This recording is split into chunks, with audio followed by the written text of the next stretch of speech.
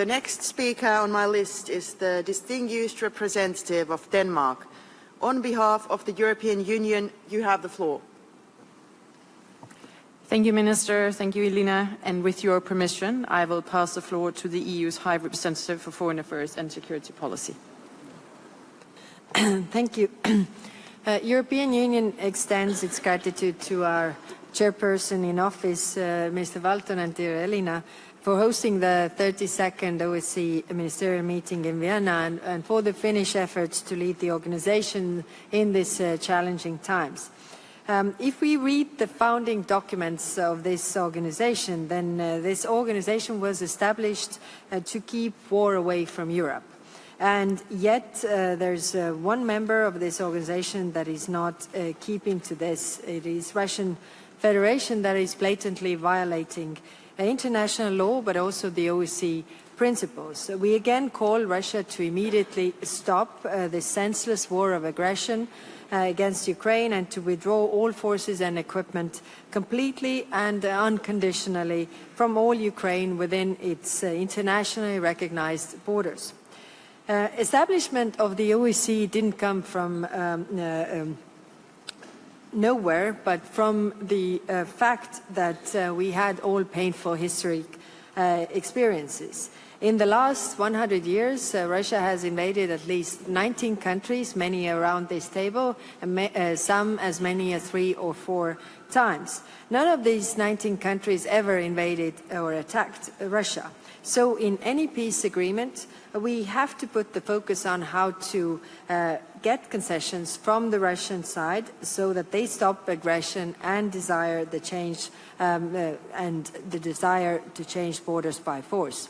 European Union will stay on the course as only more pressure on Russia and more support to Ukraine will change the balance and have any hope for peace. It is essential to reduce Russia's capacity to finance its war machine. The 19th package of sanctions was adopted and the work on the next package continues. Of course, we understand it's painful. We all suffer to this, but we all want this war to end. And to that, we need all to join efforts and do this collectively. Wars end when aggressors run out of money to finance the wars. Ukraine and Europe stand for peace. Turning now to other priorities, we will continue to support the Republic of Moldova's reform efforts and democratic resilience as the country advances in its path towards EU integration. In Georgia, the EU calls on the authorities to respect human rights and stop the democratic backsliding. The authorities should release the unjustly detained, investigate all allegations of excessive use of force by law enforcement and hold those responsible to account.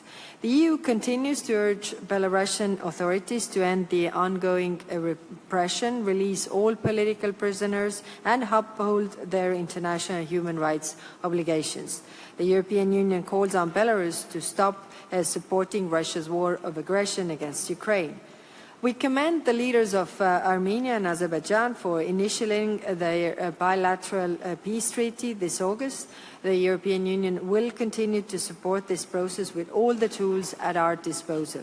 The EU and its member states remain committed to the EU perspective of the Western Balkans. EU enlargement remains the key tool to promote stability and prosperity in the region. We provide significant support so that the candidates can meet the criteria for the EU membership.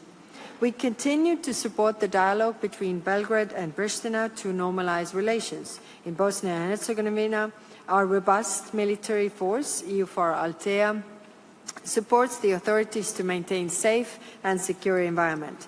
The closer our partners get to accession, the more we see malign actors trying to place obstacles. Together, we will counter cyber and hybrid threats, including foreign malign information manipulation and interference. Central Asia and the EU have upgraded their relationship to a strategic level at the first ever EU Central Asia Summit. We cooperate now on a wide range of topics, for example, on climate change, digital and transport connectivity, critical raw materials, and security cooperation.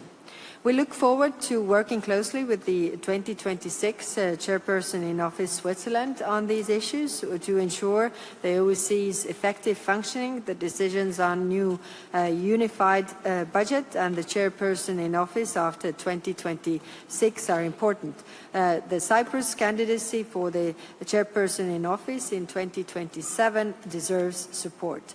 To conclude, I reiterate the EU's firm commitment to OSCE and its founding values. Once again, thanks to Minister Valtonen and the Finnish chairmanship for their leadership over the last year. And now I give the floor back to the Danish presidency, please. Thank you, High Representative, and in my national capacity, allow me to share just the following remarks. As Russia's full-scale invasion of Ukraine soon reaches its 5th year, we see little change. Rather than seeking peace, we see Russia dismissing any calls for a ceasefire, insisting on unacceptable demands, while daily attacks against Ukrainian civilian and civilian infrastructure continue, not acts of someone genuinely interested in peace. Let us be clear, just as enshrined in the Helsinki Final Act, we can do nothing but support Ukraine's effort to defend itself and its sovereignty. No one wants peace more than Ukraine, as we just heard, and we stand humbled by the strength of the Ukrainian people. We need a just peace, and a just peace that is just for Ukraine and lasting for Europe and allies. We support any solutions towards that end. And in this line, I thank you for the very important US efforts to reach peace. We need to insist on borders that must not be changed by force and that a credible security guarantee are extended to Ukraine. Beyond Ukraine, we are clear-eyed about the threat Russia poses across our region, increasing hybrid actions and military provocations, even endangering our democracies, as we have seen, for example, in Moldova. Russia's goal is to undermine our resolve, our unity, and secure its own influence. Chair, the human dimension and the autonomous institutions of OSCE remain at the core of your work. It's a valuable resource available to all of us for the betterment of our democracies and the benefit of our citizens. For the last year, the Georgian authorities have undermined democracy and systematically infringed on fundamental human rights. The work to implement the commitments of the human dimension is now replaced by efforts to dismantle the past results. We urge the Georgian authorities to change their course. Chair, as a founding member of the UN, of the OECD, the Council of Europe and the OSCE, Denmark is a strong proponent of multilateralism. We've spent the last 50 years in the OSCE embracing dialogue, building a common set of rules and norms. We've built a system of arms control and security and confidence-building measures. Russia has chosen to turn its back on that endeavor.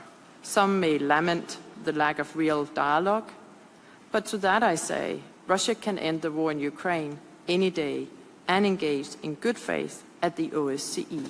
Sadly, Russia has chosen otherwise. Minister Valtonen, I want to thank you personally, your team and the people of Finland, your strong leadership, your dedication and your integrity as chairperson in office deserve our greatest recognition. Now we look forward to Switzerland's stewardship for the coming year. I thank you very much.